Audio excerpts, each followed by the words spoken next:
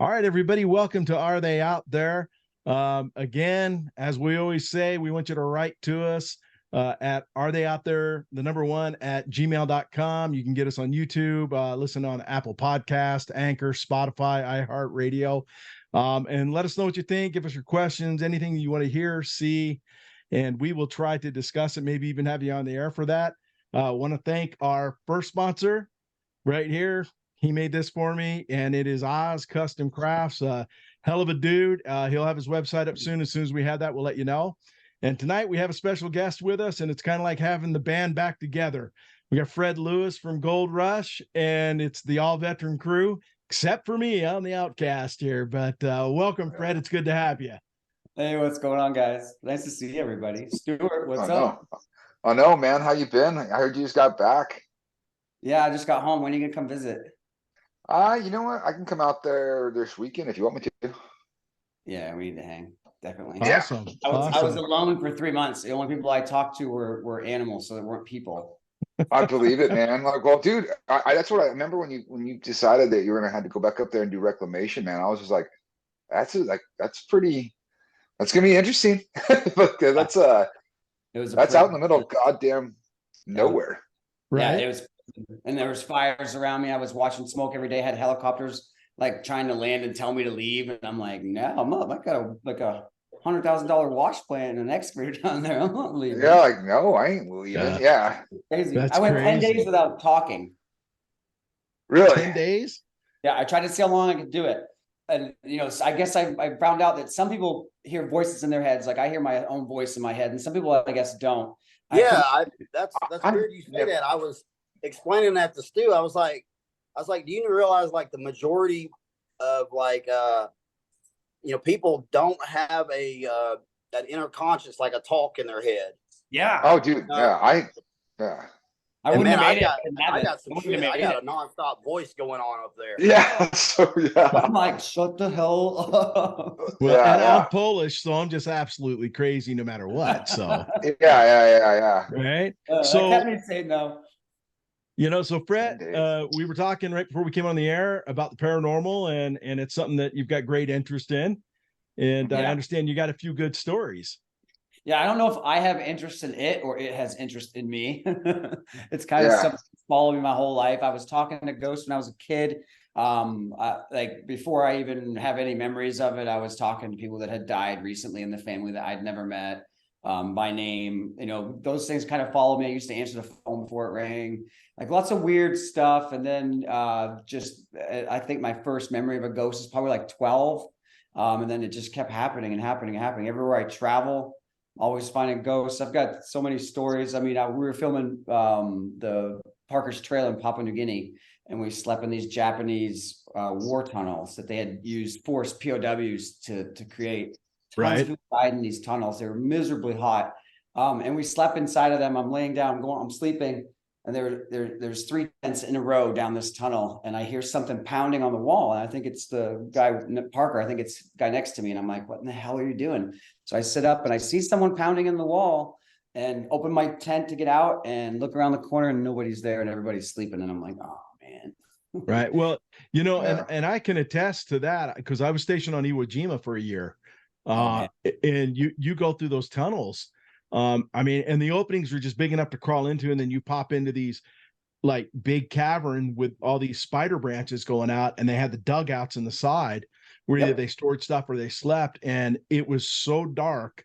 I mean, I can't explain how black it was in these caves, but you would hear things and you'd swear to God somebody's following you, or somebody was right behind you, and you would, like you said, you would hear things in there, and it's like, there's nobody down here but like maybe me and a couple other coasties, and we would bring Dingo the dog every now and then, but that was it. So I know what you're saying about those caves, man. It's nuts. Energy in there, and this guy was still mining, or whatever you want to call it, still chipping away. That is a life. He's got a eternal fucking I was like, that's a hard existence to fucking for eternity to. Somebody needs to wake that guy up, right? Like, I know, man. To get some sage, get some sage, do something. Fuck. Yeah, and you talk about as a kid that you've talked to ghosts and things like that. My grandson, when my father's been gone now for about 21 years, I guess now. And so my grandson never met his great granddad. And he had what is it? OPCD or whatever, OCPD, the lung disorder thing. Yeah. And so he was on oxygen all the time, right? Yes. But COPD. so when my boys were small, he would like try to lasso him with his hose. I mean, that's the only way he could play with him because he really couldn't get up and do anything. And my grandson was over at the house and he was laughing. And we're like, Junior, what's going on? And he's like, well, I'm playing with the man in the chair. And we're like, the man in the chair? And I'm like, show me what chair. And it was a recliner. And that's what my dad sat in before he passed away. I mean, that's all he could sit in for years and sleep in it. And so I'm like, well, what's he doing? And he's like, oh, he's got a rope, but it's not really a rope. And he's just trying to catch me. So what I did was I went and got a bunch of pictures and I put a couple of my dad in there and just shuffled them up. And I put them in front of you. I'm like, hey, let's look through these, right? So we're going through the picture and he's like, oh, she's funny. And he gets to my dad and he goes, oh, that's the man I was playing with. Yeah, So so he that's weird picked my shit. dad out of the, and I just weird. gave myself chills again about it because I was like, how the hell would this kid know when my dad's been gone for so long and he never met him? You know? Well, you know, So and that's like the whole thing kind of gets me, you know, because then you get down to like the biblical, like, you know, format of everything, like where you're supposed to go to heaven, you know what I mean? And then you're supposed to go to hell. But I mean, does that really kind of like, is that the way it works? You know what I mean? Because what are all these leftover souls kind of doing, floating I around just doing, lean on you know? science, right? You can transfer energy, but you can't destroy it. If you can't destroy energy, where does our energy go? right. Yeah. Yeah. Yeah, I mean, like you can't destroy energy; it just dissipates or moves somewhere else. I don't know. It's kind of a like it kind of gets into like we were talking about, like with dimensions and stuff. Like I just feel like you have to just keep going somewhere. Yeah, Like, and you go on to the next, the next spiritual plane. 50 years Well, later, still pounding holes in a wall, and it's dude, he just Yeah. got a bad draw. Yeah. Hey, well, yeah, if you talk with George about it, right? And he has like the whole thing, or basically like it's almost like you get put into a database, essentially. So like you said, Bobby, like you go someplace, but it's Like a not codex. like yeah, Right. exactly, like a codex. Well, Yeah. that guy like died, and he was like, geez, Yeah, shit. Yeah. damn it, 1,000 years in this tunnel. Right. Yeah. Well, and you know, they call some of those like residual hauntings. It's almost like reliving a movie. Like they don't know they died. And so they keep doing what they were doing right before they died, and they just don't know it. It's a thing that just happens over and over and over and over. You know what I mean? Type Like thing Bobby is what they said, say. yeah. You I just wonder got if a it has bad something to do draw. with how you die. Like, Yeah. Oh yeah. If I it's imagine just if you absolute- shot yourself in the head, that would just fuck everything. Like you're okay, you just destroyed every hope of Yeah, well, yeah, because that's another thing they'd say too, like the amount of like a DMT that's released, like if somebody dies, right? But if somebody gets, you know, hit with a car or, you know, smacked in the head with a baseball bat, you know what I mean? Like that like experience is gone, you know what I mean? Right. They didn't know they died. Yeah. Type thing. So let me just ask. Let me add that because I'm just curious. Let's just say, like, if their brain doesn't get, you know, something doesn't happen to the brain, like you just have organ failure. You know, supposedly, I guess the brain lives 7 minutes.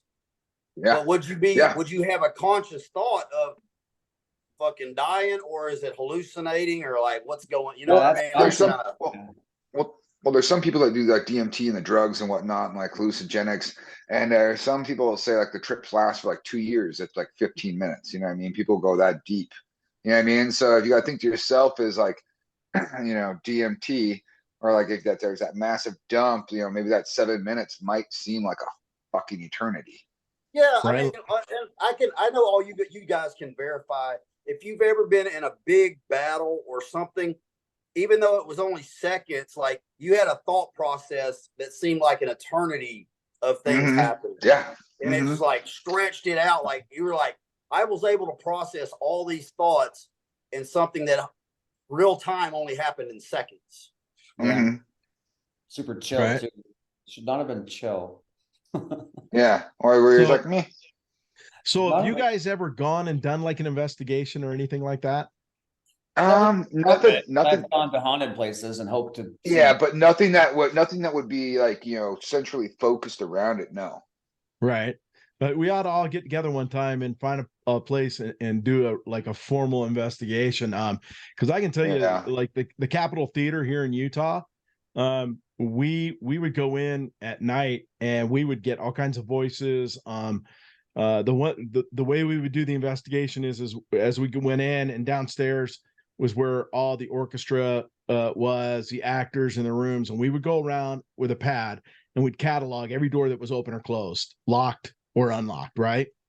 Yeah. And then later on in the night, and there was one Salt Lake County sheriff's deputy there, right, making his rounds because he had to log everything, right? And then we would go through it at night and make sure he hadn't been there before us, just at different times, and check stuff. Other doors would be unlocked. The ones that were locked were unlocked. They were open. The ones that were closed, stuff like that. The elevator would run up and down. One of the sheriff's deputies in there one night, he would make paper airplanes. And so the stage is up front, then you have like the first level, then you have the second level, and then you have up where, they do the spotlights and stuff like that. And he would fly the paper airplanes from up there to try to get to the stage. And his rounds from that point were about 15 minutes where he would cross the stage and then check in, right? So one night he was throwing paper airplanes, did his rounds, and as he's walking across the stage, boom, in the side of the head, he gets hit by one of the paper airplanes. He went outside, got in the squad car, called it in, and said, "Fuck this. I'll watch it from the outside, but I'm not going to the game. You got to get somebody else." Just weird shit like that. But like one night we had the AP with us, and she was like, "I don't want to be here." It was a Halloween story. She goes, "I think you guys are full of shit. And it's a setup, right?" So the first thing that starts happening is the elevator's going up and down because on the very top floor is Ballet West, and it's going up now. And she goes, "Oh, real funny to have the sheriff's deputy in the elevator." Well, he pops out of another door and he looks at the elevator and goes, he goes, "They're at it again, huh?" And they used to call their ghost there George, believe it or not. And he walks off and she's like, "Huh." So we go out front, and when you first walk into the Capitol Theater, on the left are the women's bathrooms, and then on the right are the men's. Well, the women's toilet started flushing. And she's like, "Come on, guys." She's like, "Can't you do better than that?" And we're like, "Well, we don't have anybody in there." So we walk in there and there's nobody in there. And the men start flushing. So we come out and we like little train go in there. Nobody's in there. And we come out and stand in the middle. And all of a sudden it was like a symphony of flushing toilets. The women's, the men's, the women's, the men's. And then it just dead stopped. Right. And at the end of the night, though, was the best part, but the scariest part in a sense. We're sitting on the stage and I had a digital recorder and we're talking and she goes, "The only way I would never come back or the only way I would believe in this is," she goes, "if something told me to get out, stay out," or something like that. She was being pretty arrogant, right? I stop the tape. I roll it back about 15 seconds. I play it. Right after she said that, there's a voice that goes, "Get out," like that. Oh. He looked at me and went, "How did you do that?" And I'm like, "Wasn't me." She looked at her husband. She's like, "We're done. We're out of here." I was She going goes, to say, "I'll we send you could guys talk the about the stories. rest Don't of ever that call shit me outside. again." Yeah. Yeah. But see, that's what I love the most. So like, if we had to like categorize us, Fred, like Gary's really into the paranormal. Like I'm more the UFO guy. Bobby just kind of jumps in between. Like, Man, I'm trying to get us on the Nazis, man. yeah. He's trying to, I like all of them. I'm all for all of that stuff. Yeah. No, and that's just it. Like it would be really, really cool, especially like I would, if we could find someplace kind of like at least centrally located, but go check it out. That'd be pretty fun. I got some a place in like Oregon. Like there's always some story about something going on in fucking Oregon or vortex or something. Some shit. Yeah, like Stuart's being a ghost right now, just popping in and out. Yeah, I know, right? Yeah. Hey, so Fred, like what's your most memorable you can't even see it. Like interaction. My most memorable interaction with a ghost or something like that? Yeah, like the one that like sticks out the most to you, like shit. The one in Papua New Guinea was pretty real because I saw the guy so well. But there was this one, I was at my grandma's house. And my grandma and grandpa had this old lady they took care of before she died. Mrs. Owens was her name. And she was this old country girl. My grandparents were both game wardens, so they were very outdoorsy. This old lady, it was rich. She's from Massachusetts. They owned this really big like retreat on a pond in Maine, and we used to go there every summer when I was younger. So I spent a lot of time with Mrs. Owen, and I was probably 6 when she died, or 7. Still have some memories of her, but I think I was 6 or 7 when she died, and maybe 5 years later, 10 or 11, at my grandparents' house, and I'm standing in my bedroom, folding my clothes because I was always a neat freak. And I smelled this smell. It was like a rose perfume, and it's the same perfume Mrs. Owens wore. I spent so much time with that lady when my parents were out in the woods at the pond. I was just like, I recognize that smell. And this lady walked by my bedroom door behind my back, and you know how you see something out the back of your eye, and you're like, I just saw movement. So I turned around, I see a lady in a dress. Thought it was my mom or my grandma because they were both in the house. And I'm like, hey, where are you going? And she said, follow me. And I followed this lady probably between 2 to 3 feet behind her, completely up a set of stairs that does a like a left turn, 2 right turns. So yeah, I lost sight here and there. Get up to the top, it's in the attic, and no one's there. And I'm like, hold on. Like looking at all the cabinets, like someone playing a joke on me. So I went downstairs. I'm like, hey, where's mom? Where's grandma? I'm like, oh, they're at the store. It's just me and my dad and my grandpa were the only 2 there. So there was no women there. I was so close to this lady, I could smell her perfume for one, which is really weird. But she looked so real. You didn't see through her. She looked like a full body. And then just this dress flowing in the air, and then turned the corner and then just gone. No, nothing, but it was so real. And I was so young, I wasn't like, I hadn't seen a lot of movies. This is like in the 80s. So it wasn't like, I think Cujo was the scariest movie out. It wasn't time for that kind of stuff. There's nothing had brainwashed me. I just followed this lady that smelled like roses. What's weird is like, is I can smell that perfume you're talking about. Like it's strong. Old school stuff, right? Yeah, it's the old school stuff. And man, maybe a little bit of baby powder smell to it too. Yeah. Like the old vanity with all. I made my mom promise. My grandma. I stayed downstairs because it was a 3-story house, old Victorian style house, really nice house. I stood downstairs until my grandma and my mom came home just to make sure that nobody was trying to play a trick on me, because we always did play tricks on each other. And they were at the store. There was nobody else up there. And that was like the first moment where I was like, okay, ghosts are real.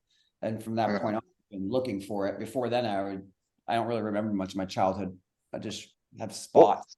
Hey, the next time that if we do go, I have, let me see if it's kind of popping in. You gotta put it right in here. front of you. Gotta put it right. Like in front of your face. There you go, like that. Yeah. So it's a tick. It's a tick. It's a flare. Can we find gold in that? No, but we can find everything else. That's awesome. You know, when you talk about the smells, like when my grandfather died right before the phone rang, I smelled like this overwhelming, just not one flower, but like all kinds of different flower smells. And the phone rang, and I look at my sister. I go, "That's mom." I go, "Grandpa just died." And she goes, "Don't say that." And she gets on the phone and she looks at me and she's like, "How the hell did you know?" And I'm like, "I just knew from the smell, type thing on that." But I think it's something that they know. It's one of those things that reaches your sensory nerves faster than anything. It's the longest memory in your brain is smell. True. Like it's what you're going to remember longer than anything. So if they're trying to get reaction or to get you to know who they are, that's the first thing I'd do. I'd be like, fart, recognize that. Yeah. Well, it's like, I don't know. I wouldn't say like, as far as like any ghost stuff, but like premonition wise, I've had those a ton. Like before I got blown up, I knew it. Like, and it was just like an instantaneous, like, or I was just like, we were cruising along. We were probably about 7 months deep into deployment. You know what I mean? And it was just like, woke up one day and I was just like, fuck. You know what I mean? Like, I have to get the fuck out of here. Like, I was just like, something bad's going to happen to me. So, you know what I mean? Yeah. The only time that I've ever seen something that I was like 100% I saw it, like you're talking about, you saw this worker.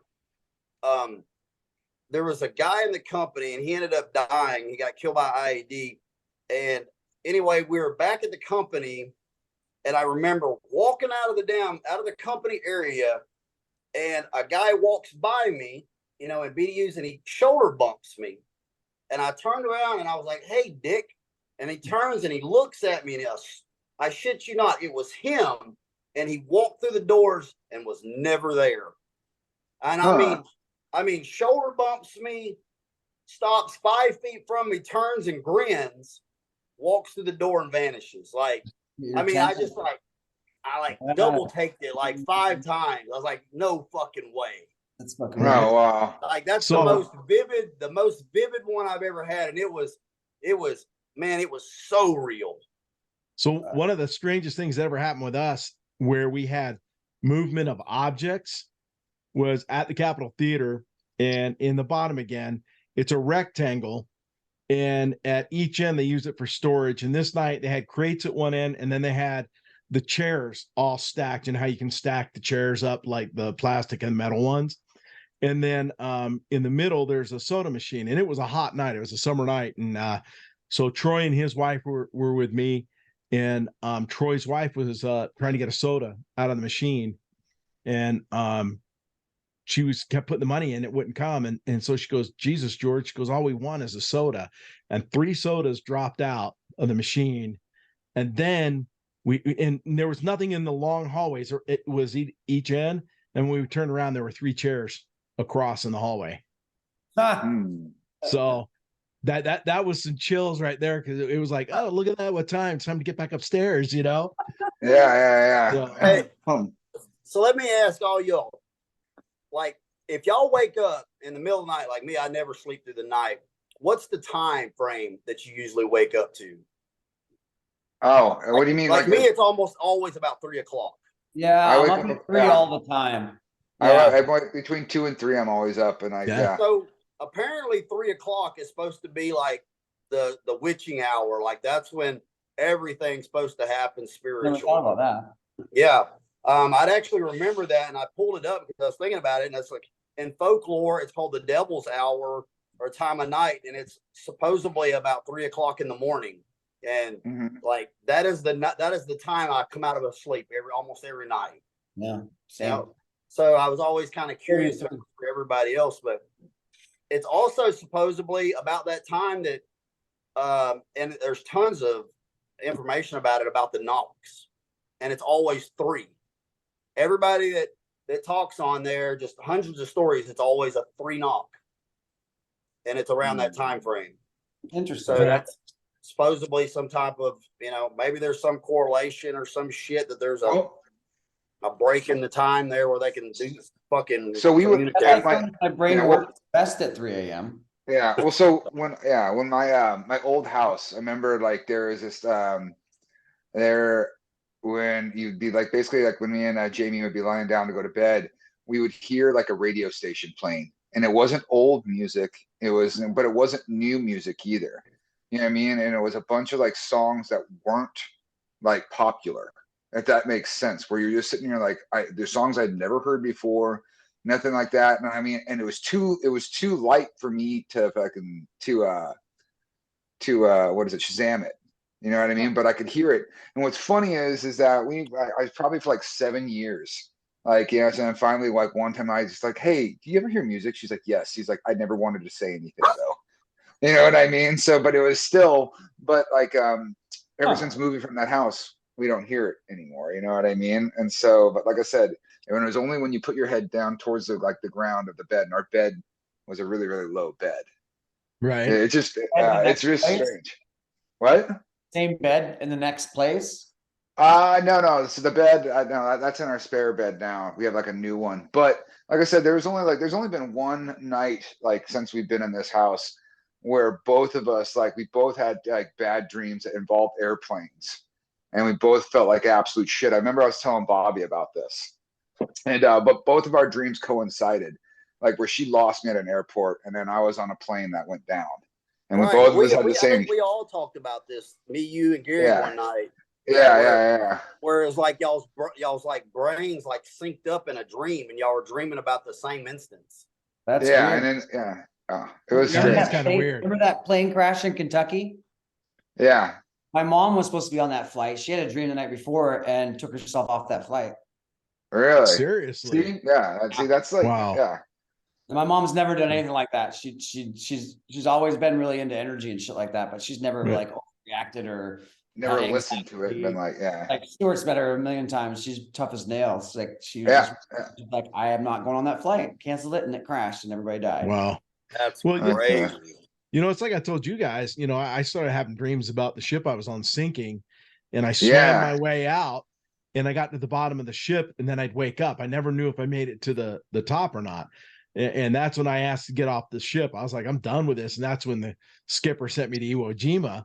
But now my ship is actually a shipwreck reef sunk off the Keys in Florida. Right. Yeah. So to see when I look at the dive site and I see the ship was called the Bibb, after a treasury guy, and the sister ship Dwayne just sitting there on the bottom of the ocean. Right. It's like, was this something that I foresaw?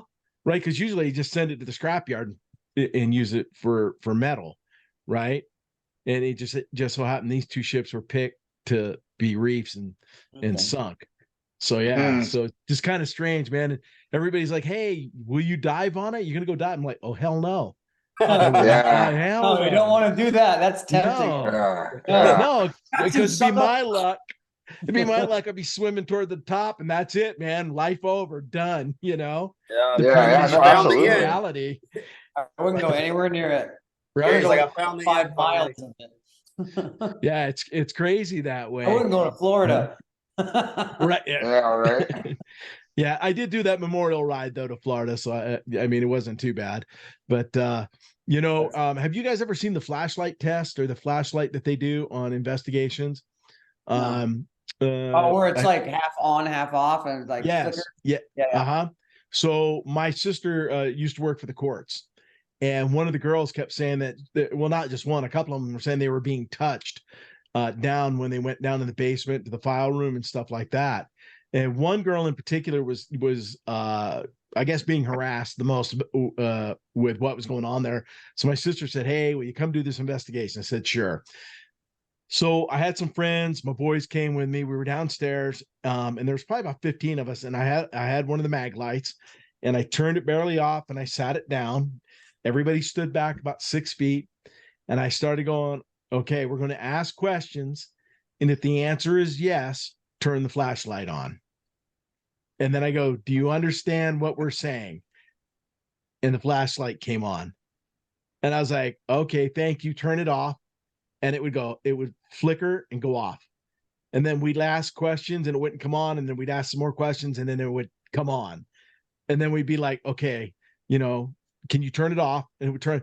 Everybody's like, "How the hell are you doing that? How are you doing?" I'm like, "It ain't me, man." And it freaked more than half the people out that were down in the basement. They were like, "Oh, we got to go. We got to go. We can't stay here on that." And it's an interesting test. And some of the other things I use, you're going to laugh at this, is cat toys. I have these little clear balls that if they move, they have like 4 or 5 different like LED lights that go off. Cool. And we were at a friend's house, and I made sure there were no fans. It wasn't near any vents or anything like that. And I had 4 of them out on the counter, right? And we had the geoport going, and my friend's best friend had just passed away, and he was asking questions, and one of them in the middle just lit up, just started going. No explanation for it because there was no breeze, nobody touched it, nothing was around it. Yeah, so little things like that happen are pretty cool and kind of hard to explain away. But I've gone on investigations where I explain all kinds of crap away, bad water heater branches or scratching on the side of the house, all that kind of crap, So Yeah. Yeah. I think you said that like that one you went to not too long ago, which, I mean, a lot of people will try to, they'll try to force themselves into believing, and you're always like, "No, man, that's horse shit." Yeah. Well, that was my old house. That was the house I Yeah. sold to this dude. And my daughter called me one day. She's like, "Hey, Dad," she's like, "Man, the guy that bought your house, he's a friend of ours. And, he swore to God that, he was hearing kids laughing and these handprints were on the window and na, na, na, na, na." And I went over there that night, and yeah, I can tell you that it was probably his little kid that was up, because not only were the handprints on the window, but like off to the side, there was a handprint on the cabinet, like where they were leaning in to touch with the other hand. And you know, he was like, "Oh my God, did you hear that?" And I'm like, "Yeah, it's your roommate. He just opened a beer downstairs." Yeah. So I was I going to mean, bring this up. You know, Fred, you were saying that, and you were saying that you've been seeing them, you know, for so long, and it just made me think about something. I talked to this medium one time over something I saw and I felt, and it was really strong. And anyway, she was saying that she was basically explaining to me that it's not that I'm seeing spirits from the house. She said that it's ones that were attached, and she's like, you're just toting around a ton of people, like a ton of spirits, like these people keep attaching to you, you know, because at some point that they believe that they can follow you into the next, you know, the next life or next world or whatever the hell we go. So I mean, you could have a fucking band of followers, you know what I mean? That's interesting concept. I mean, that's kind of how I view life anyways. You have your core essence, and everything that you're attached to either affects you positively or negatively. That's why I cut away from everything negative, because then it can't pull you down. So that makes sense. So if you guys are interested in something like that, I just happen to know someone that is pretty damn good. She's from England, believe it or not. I've got this England thing going on, the UK thing. I met her through a friend here in Utah. And it's a cousin of hers, and she's like, you need to talk to her. And this woman told me things about my mom that nobody should have known. Because I won't, when I talk to somebody like that, I don't give up any information. Like, well, you got to tell me. That's the same thing why I believed in it. Like, she told me shit that she had no business knowing, and she had my ear at that point. Yeah, everything about it is on Google, even the fake stuff. Right. But like, I would bring her on, and not like, I would tell her that we would have, you know, 3 or 4 of us. Oh yeah, don't give her a heads up. I'm in. Right. Because like when she didn't know my name, all she said was, Tanya said a friend was going to be calling. And so I messaged her, and she like FaceTime me through Messenger like that. And then, you know, she was like, "Oh, love," she goes, your mother is a stubborn woman." And I'm like, "Go on." Right. And my mom was, right. And like, my mom would never, a couple of things my mom never really did that much was tell you that I love you. And she would never apologize. Right. And this woman is like telling me, especially with she brought my sister into it, which I didn't tell her I had one. Right. Okay. And she's like, your mom never says she's sorry. So she's trying to like spiritually give your sister flowers as an apology for the things that happened while they were growing up and stuff. And I'm like, all right, now this is getting a little freaky. She's super, super good at what she does. And if you guys are interested, I bet I could get her on. Again, is going to have to, it's going to have to be one of these ones where we do it at like 11 in the morning, because there's 7 hours ahead of us. I'm down. Probably looks a little skeptical though. I'll hear it out. So I have a confession to make, and I want to show this. And I wanted to ask Fred, has he like had any health problems or anything in the last few months? Bobby. So this is you, and this is my fucking voodoo doll, and it come with instructions. It is made in China, but I did get it in New Orleans. There's your first mistake. Right. So this been jabbing it with that one a couple times, and then they said if I jab you with this one, that'll give you some good luck. So it's kind of like a give take. I think you gave me luck. Then I'm giving you some fortune. Yeah. You can do that. I've been feeling fantastic lately. I thought it would take me a lot longer to get over all this shit, but it's like, oh, I just feel pretty good. So I mean, you got Bobby to thank. Yeah. The amount of stress. I'm in the right spot, bro. I don't know. Right. You know, in New Orleans, I went down to Bourbon Street, and then at the end of Bourbon, have you guys ever been there? Oh yeah. Okay. So you know, the kind of toward the end of Bourbon Street is all the like. Who's the other stuff. one? You got 2 of them. Well, I didn't want to tell Stu he had one too. Yeah, I fucking knew it too. I fucking knew it. When Bobby told me, he's like, I got 2 of them. I'm like, shit. Oh man. Yeah. So I went into a voodoo shop with the tarot cards, right? And so we sit down and I'm like, I'm going to check this out.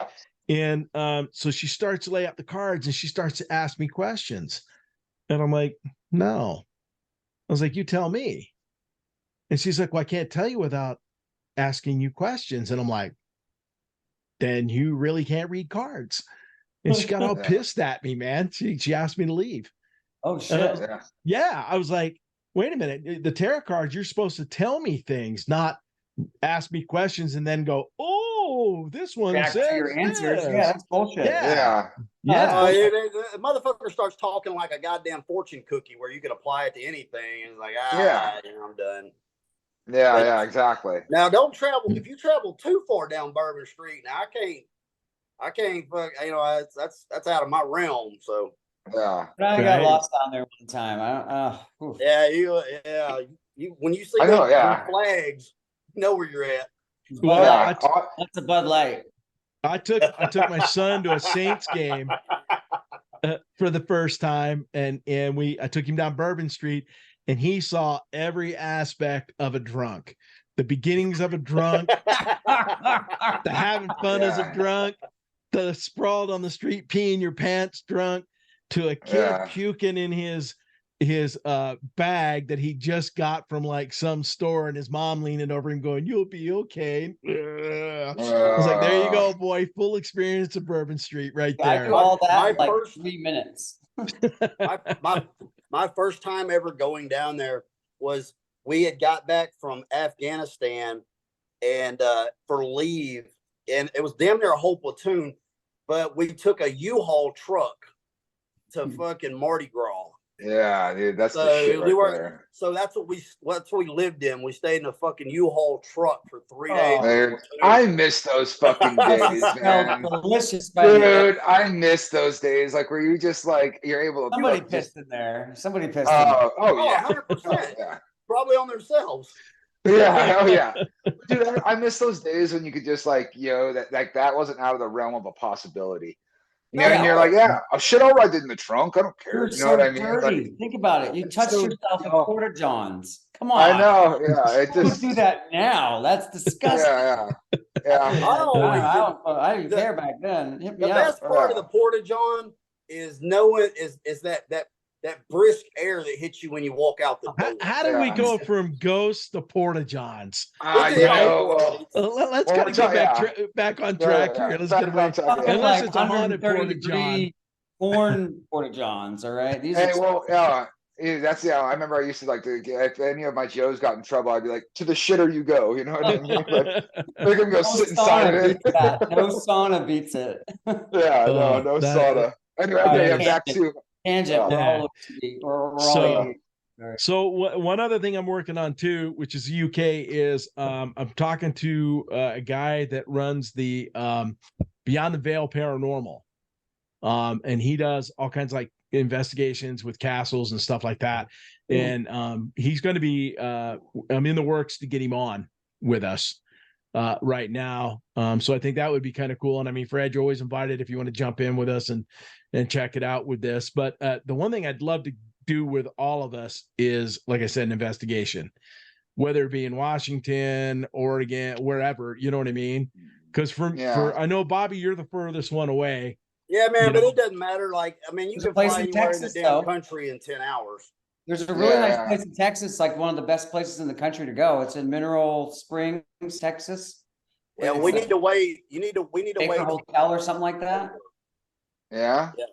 Well, I want to go. Yeah, we got to go someplace or just like an absolute fucking like just murder like 13 show. stories tall. There's secret rooms in it. There's some chick that smells like chocolate. There's another chick that gropes men in the bottom of the pool. That's the one I want to go to. I'm going to go swimming.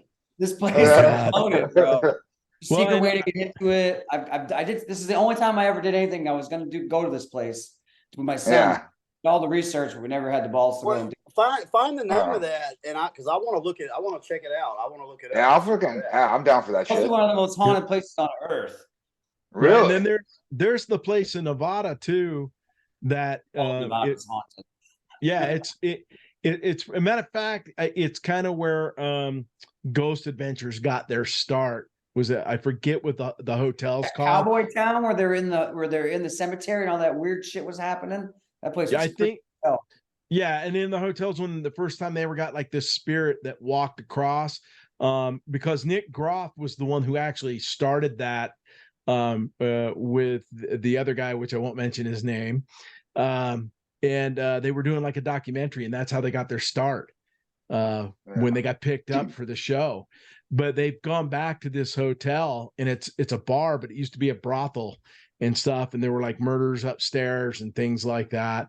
So I mean, I think that'd be kind of cool to go out and check that out. But we all ought to just pick a place and go and do it, get permission before we go and see what we can do. Well, why don't we all do research and we all pitch a place and we vote on the one that's Well, I mean, let's pick some that's like, it's not like mainstream though. You know what I mean? Like, Yeah, I don't want to go to a tourist attraction. Yeah. Okay. Well, Yeah. let's go. I remember one of the most freaked out I've ever been was up in the Yukon, and I got put in the fucking, basically I had to go dig in the fucking far reaches of the Acclaim, like 5 miles in the place back. was haunted. That place was and haunted. I was just sat there and I was just like unhappy. Just thinking I had to like, it would be like half-hour round trips for people to come out to get me. And so for 30 minutes I just had to sit there just like, dude, God, imagine me there for 3 months working by myself. And I was working nights so that the Claytons could use the equipment during the day. Yeah. So 3 You a.m. down there yourself. I know Ray so would have come and stayed with you. It was so creepy, dude. 3 a.m. at night, I got to take a piss, and I'm like, "Oh my god!" Dude, I practiced you killing guys- shit with like. Did you guys ever get like weird feelings up there, or think that there was something besides like the natural, Yeah, the lower part was haunted, but up where we lived was fine. The Claytons had knockings on their cabins all the time. Yeah, they had people they had like people running around. Like I said, one of the most freaked out. I was actually down there and heard it this year. We were having a meeting in the kitchen and it happened, and I'm like, "Holy shit, you guys weren't freaking lying." Yeah. But it's just like knocking on the walls for no reason. That's crazy.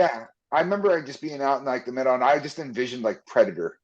Yeah. You know what I mean? I envisioned hearing the fucking like that, ominous ticking sound that he does right before he just guts somebody. Well, for me, I'll tell you what was weird to me is everybody always talks about how pretty the Northern Lights are. To me, they're creepy as fuck. They are, like, dude. Me and Stuart were down there one night, and we're just like looking at them because it's almost like a cloud across the sky, but they're creepy as shit to me. I was like, they make a noise. Eerie as fuck. Yeah, they make a noise. Really? Yeah, they're super eerie. That's pretty wild. Well, I mean, so did you guys like ever hear and Stu, you guys will probably know where I'm going with this. Do you ever hear any like tree knocks and stuff like that while you're out there? I am a big before living up there for so long by myself, I was a huge believer in Sasquatch. But at this point, I'm like, if there was something up there, come on. 3 months. I would have heard something. Stuart, we lived up there for 15, 16. Yeah, I mean, Bobby, you were there for several months. I don't know, man. I have a hard time with it now. Right? And everybody was too tired. I don't know. Yeah, but then also like, I mean, like at the same point in time, like the amount of bears and like this, like, I don't know. You know what I mean? Like you felt like you at least like ran into one, but then again, that goes to the whole thing. Like maybe Bigfoot's an alien. We never saw. We never saw bobcats, and they were there.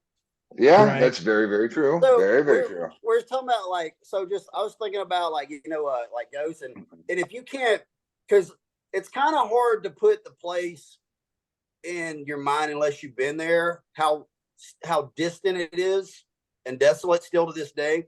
And you would have to think about, hundreds of years ago, if people up there were more than likely getting fucking killed for their shit, and nobody'd ever know about it. Like, there's no telling how many people were killed and buried in unmarked graves and stuff for their gold or whatever. And if somebody didn't know you were there, like, man, like, when are they going to come visit you? Like, it's a damn stretch. It's out there, man. Right. It's interesting because the TV show makes it seem like when you guys had a breakdown or whatever, guys there in like 2 hours. You know what I mean? Is where they make it. 2 months. Right? No. 2 months. No.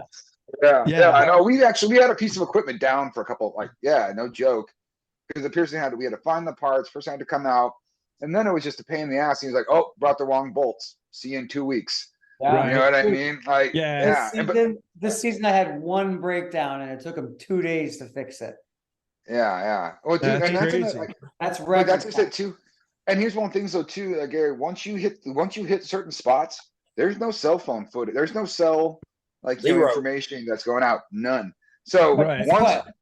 yeah. Starlink changed the whole game now, guys.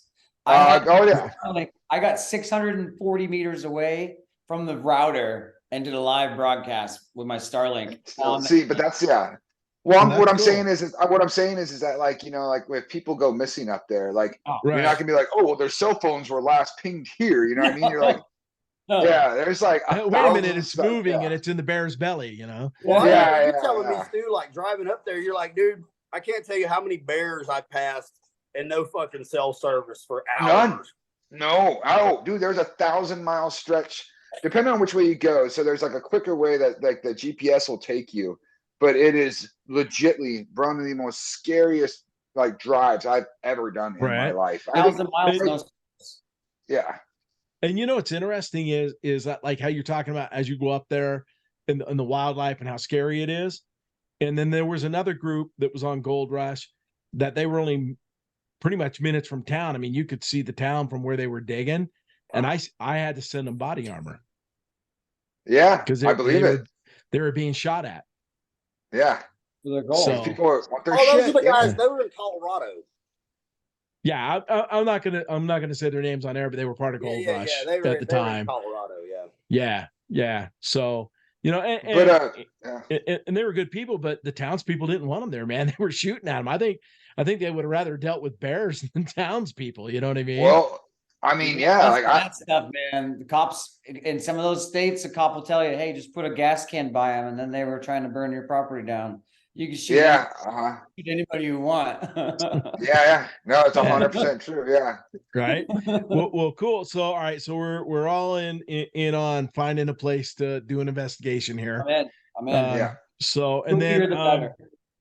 then as soon as I know from the guy with the paranormal site when he wants to be on, and I'll talk to the lady that I was talking about, see if she will come on.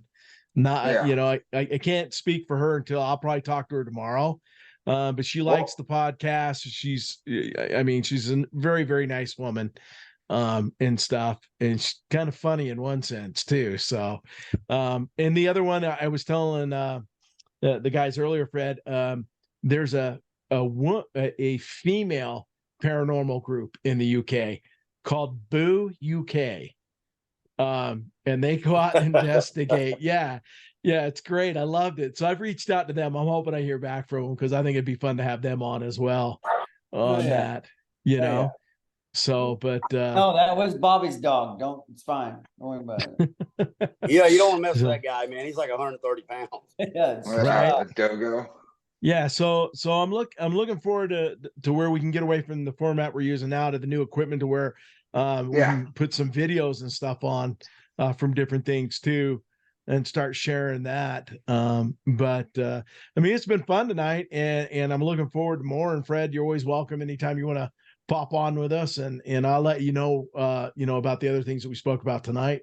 And let me know when you guys So want me on. I'll pop in. I'm Fuck yeah. unemployed now, so Yeah, we haven't. Yeah. And since I got everybody on there, if Gary don't mind, I was just gonna bring up like the other topic that we talked about for the future. Like, oh yeah, go ahead. I'm ready for that one, dude. Like after Stu told me a couple things, and then like what me and you spoke about, I'm in that one, man. Like that's got a lot. Well, I mean, on. we can go. It'll be a podcast that we're going to do here in the near future about Bob Lazar. Yeah. Fred, you know who Bob is? I don't know. Do I? Bob Lazar? Yeah, go ahead, Gary. Go ahead. Oh, Yeah, no, or anybody. Yeah. Yeah, no, go ahead, Stuart. Google him. I mean, Just if I know him. Oh no, he's I have a essentially bad this memory, guy. so- This guy says that he worked out at Area 51 back in the 80s. Oh yeah. Didn't he just? Yeah. He was on Rogan not too long ago, I think. Yeah, he was Yeah, on Rogan not too long Rogan. ago. And then kind of looking up his background and everything like that, he has got a lot of things that like I don't know if I believe him. You know what I mean? But he did come up with that new element. He was able to say a bunch of other things. He's able to kind of I think there's a lot of evidence for his character for it not to be true. But Right. at the same point in time, I wouldn't put it past anything. But also at the same point in time, he hasn't done anything that is like, kind of you. No matter what, if let's say like Tony Stark, you wouldn't give a shit what Tony Stark had done or what felonies he had or anything like that. You'd be like, here, look at this. You know what I mean? But what has he done? My thing that I think about, I'm like, if you're doing something that big of a deal with the government, there's no telling how much shit you have to sign disclosure wise, everything else binding. And for him to not be prosecuted or fucking in a shallow grave somewhere. No, he's right. Yeah. Dude, some of the I saw in Lonely Military Intelligence still blows my fucking mind to this day.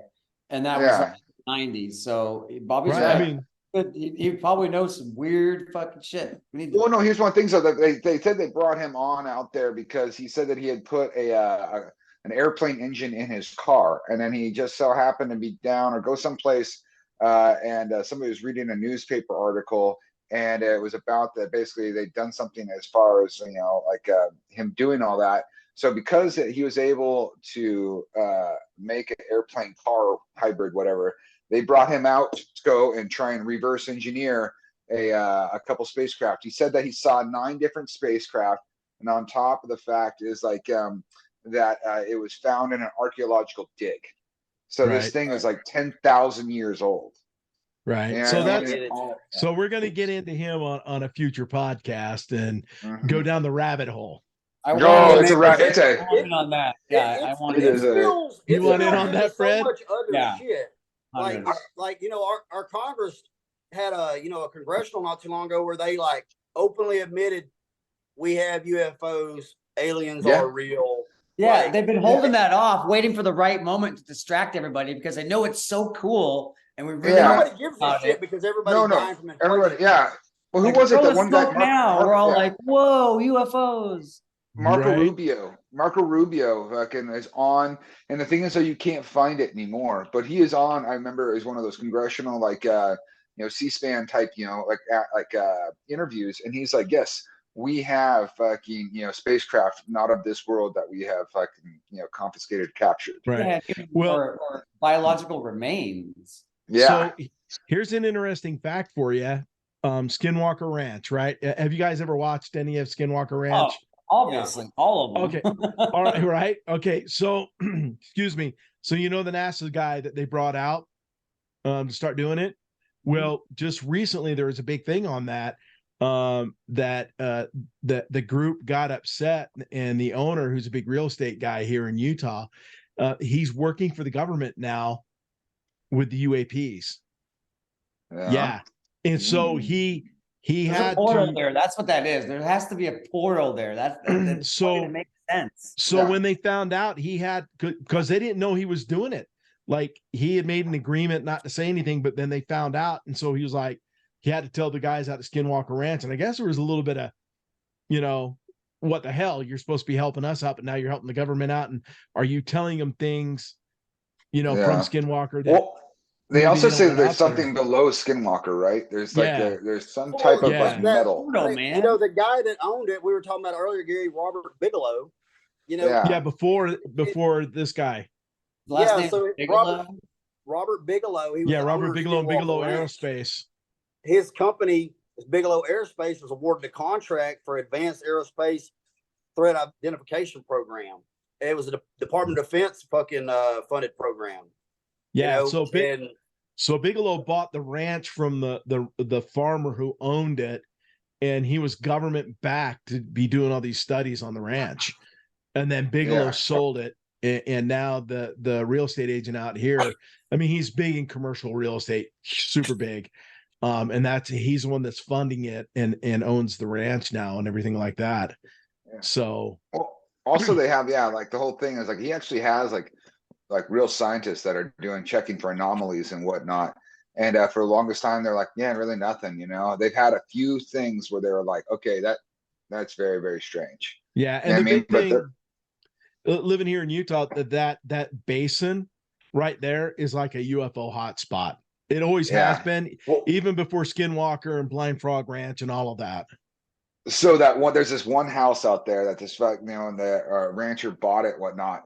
When they went inside the house, there was locks on each side of the door, on every single door in the house, so you could lock it from either side. Just Right. stay there Yeah. for a night. Right? So, Yeah. I'll tell you what, here's something else that down there in Vernal, in that basin, there's actually a hotel in town that's haunted. And it's well, it's not a hotel, it's more like an Airbnb type thing, bed and Yeah. breakfast or something to that effect. But they've had people out there investigating it, and it's like 10, I think it's about 10 miles from Skinwalker. And then Yeah. Skinwalker and Blind Frog Ranch are only about 20 miles apart out there. So I mean, they're like right here and right here. You know what I mean? Yeah. So I mean, and the thing, Fred, I'm working on too, like I said in the beginning, is once I meet for lunch with the lady out there and we get things situated and we get the approval to go out there, we're going to be able to all go out there and do a podcast live and do some interviews and stuff like that. So hey, I wanted to say something just because it's on my mind, and I'd read something a few years ago where they were talking about, where they said it was possible to have something that can move the speed of light, but the problem is with gravity, nobody'd ever survive it. Like, what is it? People start passing out at what, 5, 7, 8 G forces. Yeah. You know what I mean? So I'm like, if these beings are fucking organic, how are they surviving the trip? You know what I mean? Unless they're like going through a hole or some shit. Well, that's just it. Like they're trying to say, like, as far as like the gravity. You know what I mean? Like they're literally not like they can't feel it inside this bubble. Like it's actually pushing anti-gravity bubble. Yeah. But then also that's why that was so weird when they were doing like the congressional hearings or whatnot. Like he wouldn't say alien bodies. He said he wanted to say non-human biological. And I'm just like, does that mean it's like AI? You know what I mean? Is that where the sudden like creation from AI right. just had a jump? You know what I mean? And that's I was just like, I ain't even gonna lie to y'all. But guys, think about it. Guys, think about it. Overwhelmingly, this is true. It has to be true. If there's a class of like life form out there that can travel out the universe and come to Earth, and they haven't killed us already, we're fine. Because if they can do all that, they would have just wiped us out if they wanted to. Like, of course, I just feel like we're fixing to start getting taxed for it. We're the dumb ones. Like, we just need to enjoy the ride. They've been to hit us with the alien tax. I'm telling you. Yeah, there's something. Probably other aliens fighting to watch us. Right. We're the dumb ones. We're the hybrid children. Yeah, well, they say that we're the sea monkeys. We're the sea monkeys. They said that there's like 70. Oh, hey, Fred, do you remember that one fucking old fucker in Sumter? You got to back my story on it. Remember this old fucker? Remember he was like from the Men in Black. Yes. He was yeah, dude. Remember books and everything. He was telling us all kinds of secrets when he was drunk. Yeah. The black guy shows up in a bar in the middle of Oregon, middle of nowhere, and he thought Kara or was it Jamie? He was hitting on one of the guys, and we're just like, all right, cool. And he's like, I wrote many books, and he just starts telling us all this stuff, and we're like, holy fuck, is he MIB? Yeah, no, he was like kind of saying, and I mean, just talking, but this was back in 2000. He wasn't using it to hit on the ladies. He was only using it when we prodded him, like, what do you do? Like, what's so special? Yeah. That's and then, awesome. But he was reading, like, it was like, and who knows how old it was. It could have been something, but he was reading essentially the Wall Street Journal of Asia.